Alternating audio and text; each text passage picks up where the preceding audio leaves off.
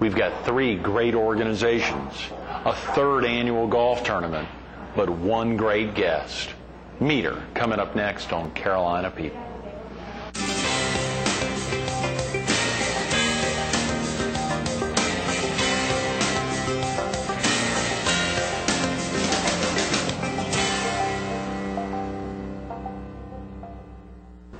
Good morning. Welcome to Carolina People. This morning we're at the regional headquarters for Tidelands Bank, located on the corner of Professional Drive and Grissom Parkway here in Myrtle Beach.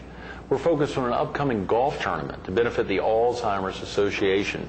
And we're visiting with the Executive Director of Regency Hospice, Joyce Calabrese. Good morning, Joyce. Thank you. Thanks so much for coming in this morning. Thank you for having me. Very exciting. I hope you had a big 4th yesterday. Fantastic, as always. How about those fireworks last night? Where'd you watch them? Loud and crazy. Yeah, that's right. A lot going on. Oh, yeah, absolutely. A lot red, white, and blue. Of course, this past weekend they had the tremendous explosion there. At so much going on at Coastal Federal Field with the City of Myrtle Beach sponsoring their event, and obviously last night at the Murrells Inlet Boat Parade. You know, Bob Hendrick was with us on Monday, and that tremendous display there in Murrells Inlet down at the Marsh Walk area. Right. A lot going on up and down the Strand. Absolutely, and those fireworks were fantastic down at Murrells Inlet. Yeah, absolutely. How about yourself, Joyce? Are you originally from the area? Originally, I grew up in Providence, Rhode Island, but we moved down here in the year 2000 and have loved every minute of it. Is that right? What prompted the move? We had been vacationing here for years and years, just like everybody else who's a transplant from up north. And we bought a condo and just vacationed with that condo for a while, and then just decided it was time. My husband took an early retirement from the city of Boston. Is that right? And we moved down. Do you still have family in the Boston or Rhode Island areas? We do. We still have 3 sons up in the New Hampshire and Boston area. Right. But luckily my daughter and her family followed us in 2000. So we do have a child down here with grandchildren. Yes. So you all have 4, and one of them here is here on the Strand. And 9 grandchildren. Oh, come on. Honest to goodness. Yep. 9 grandchildren. The oldest is going to be 17. Is that right? How exciting. Well, that keeps your, of course, last night very busy. And all 9 of them are down here? No, there are only 2 here. Okay, and the other are up north still. We're hoping they'll get down here you're hoping you can convince them to make the move south. Yeah. That's exciting. Do you get back to Boston often? We do, a couple of times a year. Right, sure. And we're going back in Labor Day, so that'll be the yearly trip, I think. Yes. This year. Now, I said Calabrese because you said Calabrese, but that's, of course, a pronunciation that probably a lot of folks have trouble with. That's down here, absolutely. Yeah. Italian names are far and few between here, so people do have a hard time with it.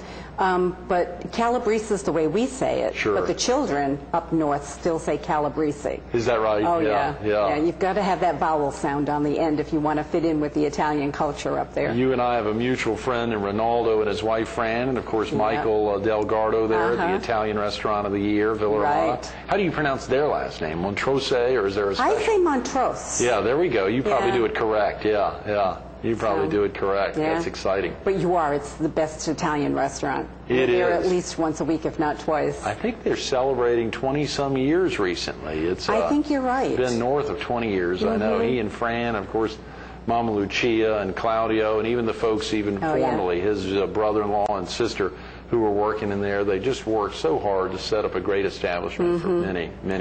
And even though Mama is gone and we miss her doing the tarantella, dancing around the restaurant, now little Gianna does it. Michael Delgardo's Michael's daughter. That's exactly right. Yeah. And Claudio's daughter's in there a good bit, and of course Rosina and all the other family members and her children.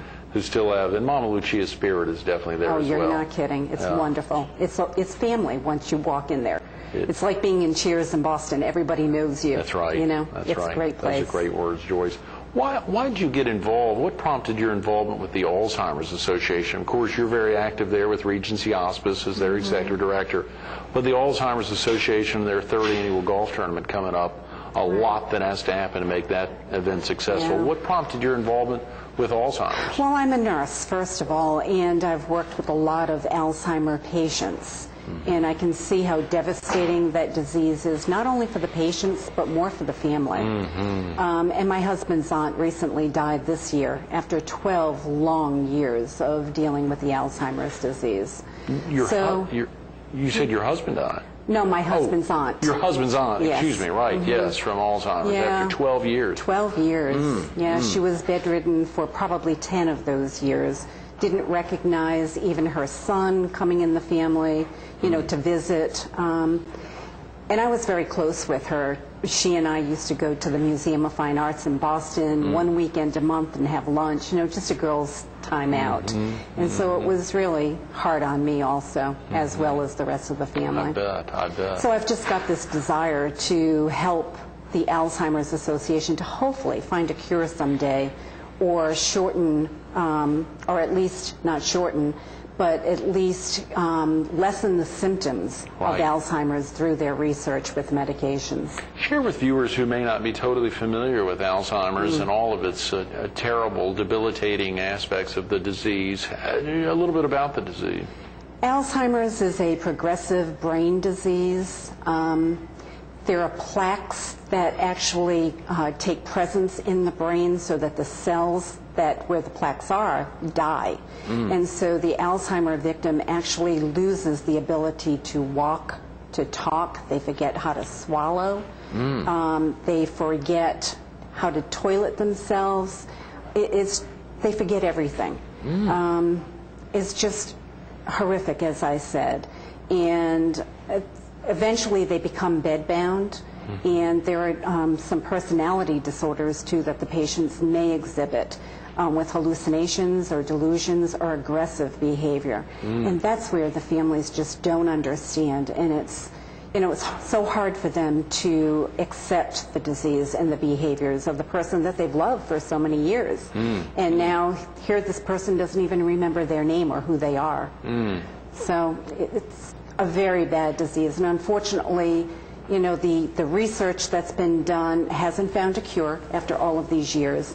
However, I just heard that one of the pharmaceutical companies is coming out with a new medication, and it's in patch form. Because a lot of these patients, as I said, can't swallow, or they forget to take their pills. So if they have the patch on, at least they're getting the medication into their bloodstream. And the patch might be able to do what? It may be able to lengthen their normal lifestyle, so that the plaques aren't forming as quickly as they had been. So we're hoping that this is passed by the FDA and it's out on the market for use within the next couple of years. That is tremendous, Joyce. That can make a world of difference.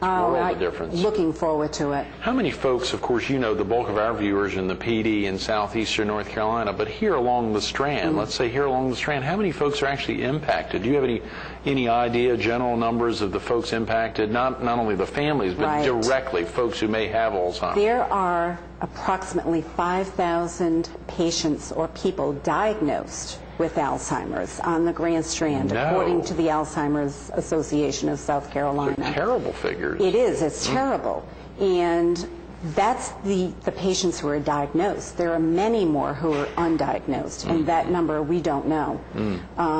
Once you start getting Alzheimer's and your memory loss, these people know how to compensate for that memory loss. So typically you don't even realize that your mom or your dad or whoever is exhibiting symptoms of early stages of Alzheimer's. And people are so afraid to find out that they do have Alzheimer's, so they tend not to go to the doctor to get diagnosed.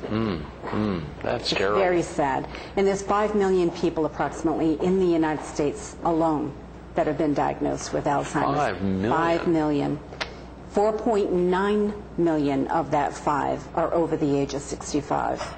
That is tragic, Joyce. Of course, we've heard some of the big names recently, some of the folks that have died in the recent term or are definitely impacted with it. Just to jog folks' recollection, who are some of those folks? Wasn't Ronald Reagan one of those who was severely impacted and obviously lost his life later? Exactly. And there are so many others. And most of these people die because of aspiration pneumonia. What happens is they forget how to swallow, and instead of the food and liquid going into their stomach, it goes into their lungs. And typically that's the cause of death with most of the people who have Alzheimer's. That's fascinating. Joyce, a lot of viewers may need to get off to work now or get family out of the house. What's the best number for someone to call to learn about the upcoming golf tournament? Is that the 651 number you gave me earlier? Yes, people can call me at Regency Hospice at 651-2335. Okay. The tournament is July 14th, which is a Saturday. Right. And it's at River Oaks Golf Plantation, which is just over the waterway bridge off 501. Great. It's a 7:30 a.m. registration and 8:30 shotgun start with a captain's scramble, captain's choice scramble. And there's plenty of food and drink and adult beverages all day, starting with the morning, with Danish and probably mimosas or Bloody Marys. Oh, yeah. Listen up. And because it'll probably be a very hot day, being July 14th, there'll be plenty of water out there and soda and beer. We've got 2 kegs being donated, as well as canned beer that we'll be carting around the course for everybody. That's tremendous. And it's going to be a great time, lots of fun. And again, folks should call that same number if they can call that number or my cell phone, which is 333-2868. Great, 333-2868. Well, we will surely make sure and get the 651 number here up on the screen. Right. 333-2868.